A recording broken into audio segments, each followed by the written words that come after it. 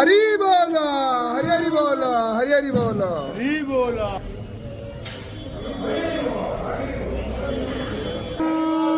हरि बोला, हरि हरि बोला, हरि हरि बोला। यो नमः हरेः ओम वन्देऽहं मङ्गलात्मानं भासदुवं वेदविग्रहं याज्ञवल्क्यं मुनिश्रेष्ठं कृष्णं हरिहरप्रभो जितेन्द्रियं जितक्रोधं शलाध्यानं परायणं आनन्दं निलयं वन्दे योगानन्दमुनीश्वरं वेदान्तवेद्यं शकलादवैद्यं दयासुधासिन्धरनन्तरूपं श्रीयाज्ञवल्क्यं परिपूर्णचन्द्रं श्रीमद्गुरो नित्यमहं नमामि तदामित्रुधे आसन्नप्रायावो रक्षितारो दिवे दिवे देवानां भद्रा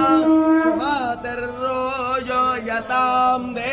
देवानाको सख्यामुपास्ते वयं देवानो आयुषायं तन्माता पृथिवी तत्पिताद्योः तत्रावारप्पो हरि बोला, हरि हरि बोला, हरि हरि बोला। स्वस्ति नस्तार्क्ष्यो अरिष्टनेमि स्वस्ति नो बृहस्पतिर्दधातु वृषादशो वा मारुतप्रश्ने मातरस्सु यावानो विदधेषु यज्ञायः